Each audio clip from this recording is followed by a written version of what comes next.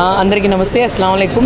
ఈరోజు జగనన్న పుట్టినరోజు సందర్భంగా మరి రాష్ట్రంలో ప్రతి చోట కూడా ఒక పండగ వాతావరణం ఉంది సేవా కార్యక్రమంలో. ఎందుకంటే జగనన్నకి అత్యంత ఇష్టమైనది ఏంటి అని అంటే సేవా కార్యక్రమము, అలాగే పేదవాళ్ళని చూసుకోవటం. మరి జగనన్న ఎప్పుడు పేదల పెన్నిది, పేదలకి తోడుండే నాయకుడు, పేదల పక్షం ఉండే నాయకుడు కాబట్టి మరి వాళ్ళ కోసం సేవా కార్యక్రమాలు చేస్తూ ఈరోజు గుంటూరు ఈస్ట్లో చూసుకుంటే మరి స్ట్రీట్ వెండర్స్ అందరికీ తోపుడు బండ్లు ఇవ్వడం జరిగింది. వాళ్ళు ఉపాధి కలిగించడానికి జగనన్న మరి ఆదేశాల మేరకు ఆయన మరి జగనన్న మా మీద చూపించిన ప్రేమ, ప్రతి ఒక్క వైఎస్ఆర్సీపీ కుటుంబ సభ్యులు ప్రతి ఒక్కళ్ళు కూడా పాల్గొని జగనన్న పుట్టినరోజుని సక్సెస్ఫుల్గా చేశారు. వాళ్ళ చిరునవ్వులే మాకు ఆశీర్వాదాలను కోరుకున్నాం కాబట్టి ఆ ఆశీర్వాదాలన్నీ జగనన్నకే చెందాలి. ఆయన ఆరోగ్యాలతో సుఖ సంతోషాలతో మరి ఉన్నత పదవి, ఆయన సీఎం పదవి ఎప్పుడు ఎల్లప్పుడూ ఉండాలని కోరుకుంటూ మరి వన్స్ అగైన్ జగనన్నకి హ్యాపీ బర్త్డే. నవశకం సభలో సీఎం జగన్ గారిని పవన్ కళ్యాణ్ గారు ఇష్టం వచ్చినట్టు మాట్లాడుతున్నారు. ఒక రాజకీయంలో అన్నీ అంటే ఏంటంటే ప్రతి విమర్శలు ఉంటానే ఉంటాయి. అది వీళ్ళు రాజకీయంగా ఎదుర్కోలేక వ్యక్తిగతంగా ఆయన్ని దూషించటం కానీ, లేకపోతే మీరు ఎక్కడ చూసినా కూడా చూడండి జగనన్న చేసేవి సంక్షేమ పథకాలు కానీ, అభివృద్ధి కానీ ప్రజలందరూ వాళ్ళని ఆదరిస్తున్నారు, ఆశీర్వదిస్తున్నారు. కాబట్టి ఈరోజు మీరు ఎక్కడ వెళ్ళినా కూడా మాకు జగనన్నే కావాలి అని ప్రజలు అంటున్నారు. కాబట్టి ఆ ఉక్రేషం వాళ్ళకి ఏంటంటే అయ్యో మమ్మల్ని కాదంటున్నారు వీళ్ళు, జగనన్నే కావాలంటున్నారని చెప్పి వాళ్ళు డైలమోలో పడి ఏం మాట్లాడాలో తెలియక జగనన్నని తిడుతున్నారు. ప్రజలందరూ చూస్తున్నారు, ప్రజలందరికీ తెలుసు ఎవరికి మేము మద్దతు ఇవ్వాలి, ఎవరికి మేము తోడు ఉండాలని తెలుసు. ఖచ్చితంగా రానున్న రోజుల్లో మరి సోకాల్డ్ అందరికీ బుద్ధి చెప్తారు. ఆపోజిషన్ వాళ్ళు అందరూ గుంపుగూడి ఒకే దాటిగా వస్తానంటున్నారు, కానీ జగనన్న సింగిల్గా వస్తారు.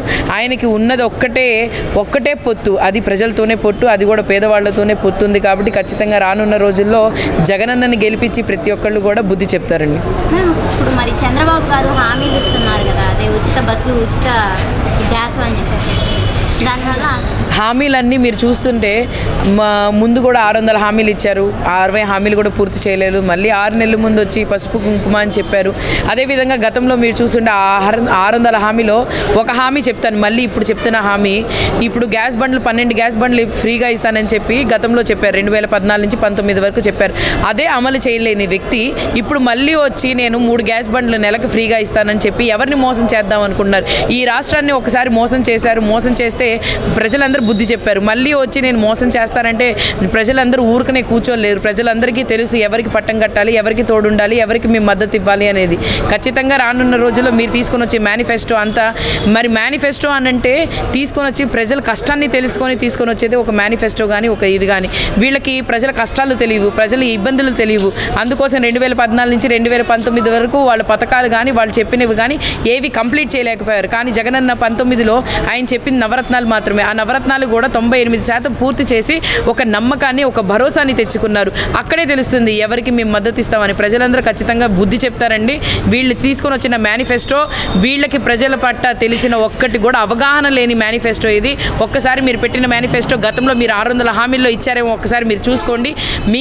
మీరు ఏ పథకాలు ఇచ్చారో 600 హామీలో ఒక హామీ కూడా మీకు గుర్తుండకపోవచ్చు. కానీ మాకు జగనన్న ఏవేవి హామీలు ఇచ్చారో ఆసరా, చేయూత, చేదోడు, అమ్మఒడి, రైతు భరోసా, రైతు ఆసరా, ఇవన్నీ పథకాలు మాకు బాగా గుర్తున్నాయి. ప్రతి ఒక్క కార్యకర్త ప్రతి ఒక్కళ్ళు కూడా స్పష్టంగా 37 రత్నాలు ఏమేమి చెప్పా అవన్నీ చెప్పే సత్తా మాకుంది.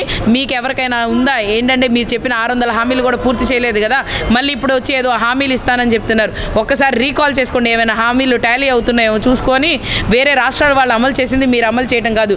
నిజంగానే ఆంధ్ర ప్రజలకు ఏం అవసరమో ఒకసారి చూడండి. ఎందుకంటే నాకు తెలిసి జగనన్న అన్నీ ఇచ్చేశారు, చెప్పిన ప్రకారంగా ఇళ్ళ పట్టాలు కానీ లేకపోతే ప్రతి ఒక్కటి కూడా ఇచ్చేశారు. ఈ అన్నీ ఇచ్చారు కాబట్టి ఇంకా ప్రజలకు ఇబ్బందులు లేవు. ఎందుకంటే ఈ ప్రభుత్వంలో ప్రజలందరూ చాలా సంతోషంగా ఉన్నారు, సంతోషంగా ఉంటారు. జగనన్ననే మళ్ళీ వాళ్ళు సీఎం చేసుకుంటారు. మేము ఇప్పుడు టీడీపీ జనసేన కలిసాయి, ఇంకా వైసీపీ పార్టీకి దబిడి దిబిడి అని చెప్పి అచ్చెన్నాయుడు దబిడి దిబిడి ఎవరికో తెలుస్తుందండి. వెయిట్ చేద్దాం అందరం కలిసి. దబిడి దిబిడి ఎవరికి జరిగిద్దో ఏంటో అనేది మీరు మాట గుర్తుపెట్టుకోండి. ఒకసారి ఏ మాట అన్నారు అనేది ఒకసారి గుర్తుపెట్టుకోండి. ప్రజలందరూ విన్నారు, వాళ్ళు విన్న తర్వాత వాళ్ళు చూస్తున్నారు, చూసిన తర్వాత వాళ్ళకి తెలుసు ఎవరికి మద్దతు ఇవ్వాలనేది. ఆ దబిడి దిబిడి అనే వర్డ్ మీకు ఖచ్చితంగా అది తిప్పి కొడతారు. ఎందుకంటే ప్రజానికానికి ఏమైనా కావాలి అని అంటే సంక్షేమం కానీ లేకపోతే అభివృద్ధి కానీ లేకపోతే వాళ్ళకి ఏం చెందిని అనేది ఒకటే చూస్తారు. రానున్న రోజుల్లో జగనన్నని మాత్రం ప్రజలందరూ పట్టం కట్టి జగనన్నని సీఎం చేసుకుంటారు. ప్రతి నియోజకవర్గంలో 175కి 175 ఖచ్చితంగా కొడతాం మేము. జగన్ గారి అహంకారానికి ప్రజల ఆత్మగౌరవానికి మధ్య జరుగుతున్న యుద్ధం ఇది అని చెప్పేసి నారా లోకేష్ గారు అంటున్నారు. అహంకారం ఎవరిదో తెలుస్తుందండి. ఎందుకనంటే జగనన్న ఎప్పుడు అహంగా ఎప్పుడు తిరగలేదు. ఆయన ఎక్కడికి వెళ్ళినా కూడా ఒక పేదవాడి కష్టం చూశాడు, పేదవాళ్ళ ఇబ్బందులు చూశారు. ఒక స్నేహితుడు, నిజంగానే రాజకీయంలో స్నేహితుడు అని చెప్పడానికి ఒక వర్డ్ అర్థం ఉండదు, కానీ జగనన్న వచ్చిన తర్వాత స్నేహితుడు అంటే నిజంగానే ఒక అర్థం జగనన్న తీసుకొని వచ్చారు. ప్రతి ఒక్క పేదవాడిని కలిసినప్పుడు సీఎం రిలీఫ్ ఫండో, లేకపోతే వాళ్ళకి ఏదైనా ఆపరేషన్ చేయించానో, లేకపోతే ఇళ్ల పట్ట రాలేదనో, వాళ్ళకి ఏదైనా ఇబ్బంది ఉన్నప్పుడు దాన్ని పూర్తి స్థాయిగా కంప్లీట్ చేసి చూపించారు. మరి ఇదే విధంగా ఎక్కడ చూసినా కూడా మరి ఇలాంటి రాజకీయం చేసిన జగనన్న మాత్రమే చిరస్థాయిగా, వైఎస్ రాజశేఖర రెడ్డి గారు చిరస్థాయిగా ప్రతి గుండెల్లో నిలిచిపోయారు. అలాగే జగనన్న కూడా ప్రతి ఒక్క ఇంటిలో ఒక కుటుంబ సభ్యులుగా నిలిచారు. కాబట్టి ఈరోజు ప్రతి చోట కూడా అంగరంగ వైభవంగా ఆయన పుట్టినరోజుని ప్రతి ఒక్క ఊరు వాడ ప్రతి ఒక్కళ్ళు సెలబ్రేట్ చేస్తున్నారు. ఖచ్చితంగా రానున్న రోజుల్లో జగనన్నకి ప్రతి ఒక్కళ్ళు మద్దతు ఉంటారు, జగనన్నకి తోడుగా ఉంటారు.